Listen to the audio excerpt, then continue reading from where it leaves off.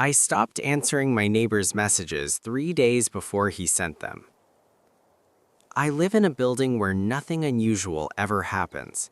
That's the easiest way to describe it.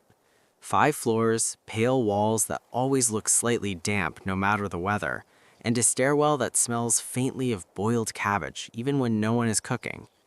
People nod when they pass each other. Not friendly, just acknowledgement, proof of existence. I moved in 2 years ago, third floor, apartment 3B. The kind of place where routines settle quickly, like dust. Every morning at 7:10, I boil water. At 7:12, I open the window, regardless of temperature. At 7:15, I check my phone. There are rarely any messages, except from him. His name is Pavel. He lives directly across from me in 3A. We never spoke at first, just that nod. He seemed like someone who kept his life tightly folded. Same jacket, same pace on the stairs, same neutral expression that didn't invite conversation. Then one evening, about 6 months ago, I found a message on my phone. "Did you hear that?" It was from an unknown number. I assumed it was a mistake. I didn't reply. The next day, another message. "It's louder tonight." Still no name, no context. I ignored it again. On the third day, the message came at exactly 7:15. "You hear it too, right?" That was when I looked through the peephole. Pavel was standing in the hallway holding his phone, staring directly at my door. I didn't open it, but I did save his number. That felt reasonable. After that, the messages became regular, always around the same time, always short. "It starts after midnight. It stops when someone moves. You shouldn't ignore it." I never responded, but I started listening. At night, the building is quiet in a very particular way. Not silence, more like a soft pressure. Pipes settling, distant footsteps from other floors, the elevator cable shifting faintly like something breathing. And sometimes, there was a sound. It's difficult to describe because it wasn't consistent, not loud, not even distinct, more like a repetition that didn't quite match anything natural. 3 soft taps, pause, 2 taps, longer pause, then nothing. The first time I noticed, I checked the time. 7:15. That didn't make sense. I started keeping track. The sound didn't follow a clear pattern. It didn't belong to any specific apartment. It wasn't the pipes. I checked those by running water when it happened. It continued anyway. I didn't mention it to Pavel. He continued messaging. About 2 weeks in, something changed. The messages became more specific. "You moved at 2:03. It stopped when you turned the light on. You shouldn't walk around when it starts." I read those carefully. I live alone. There's no reason he would know when I move inside my apartment, unless he was guessing or listening. That night, I stayed completely still. No lights, no movement. I sat in the dark, watching the faint reflection of the window in my phone screen. At 2:03, the sound started.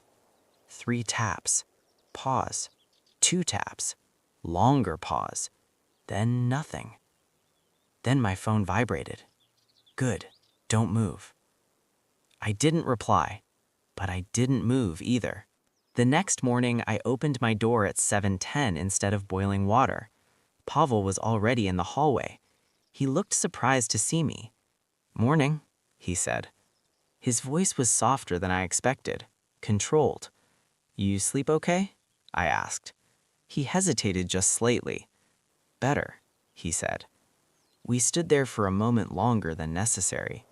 Then he added, "It helps when people cooperate." I nodded.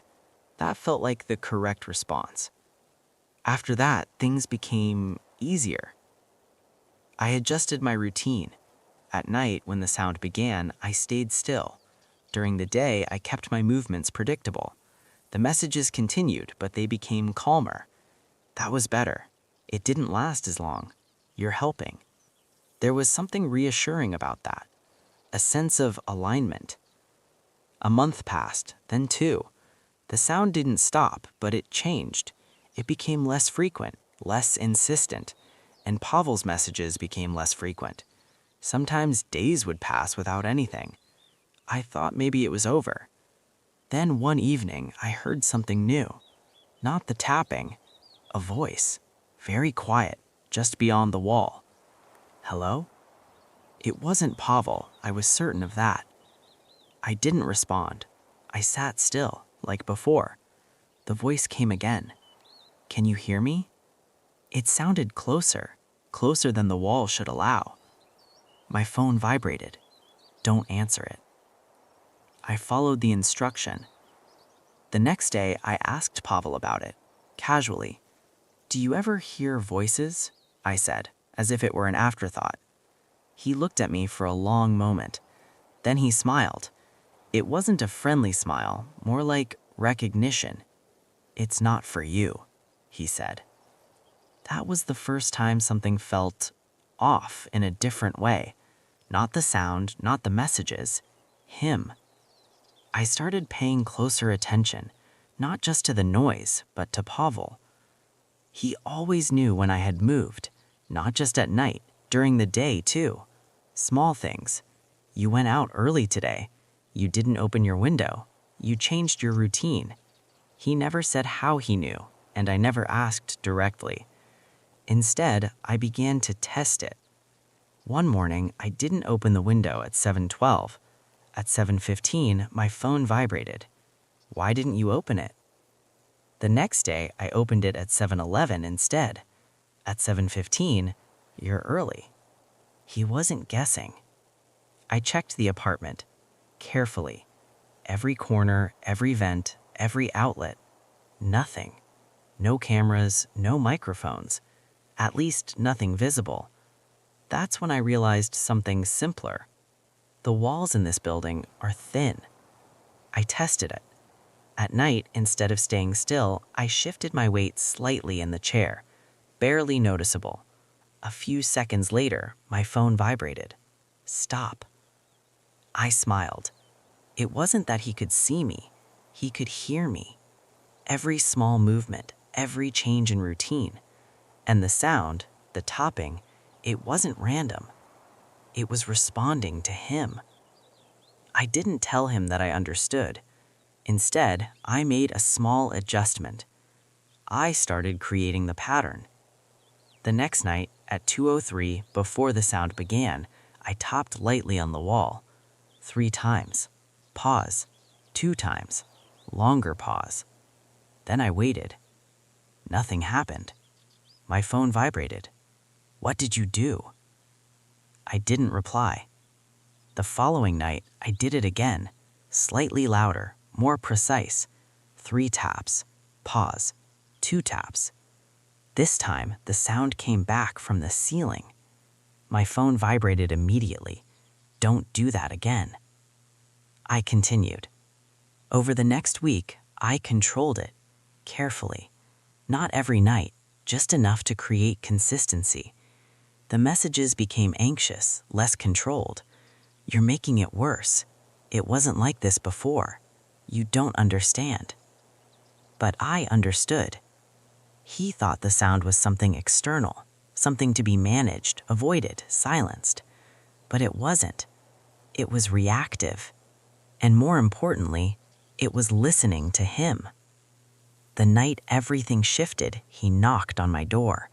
Not a polite knock, sharp, repeated, urgent. I opened it.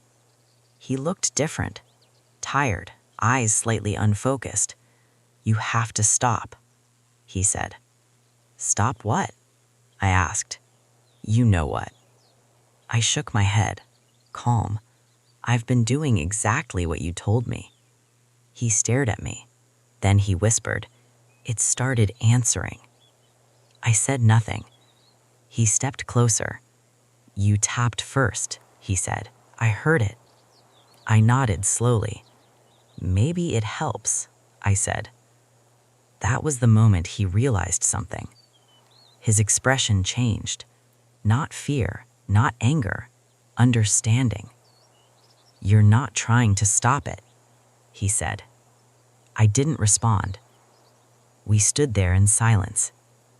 Then he asked, very quietly, "What are you trying to do?" I thought about that. Honestly, "I'm trying to make it consistent," I said. He stepped back, just slightly. That was the first time he looked at me the way he used to look at the door, like something on the other side was listening. After that, the messages stopped. Completely. No warnings, no observations, nothing. But the sound continued. More regular now. More structured. 3 taps. Pause. 2 taps. Longer pause. Every night. Sometimes from the wall, sometimes from the ceiling.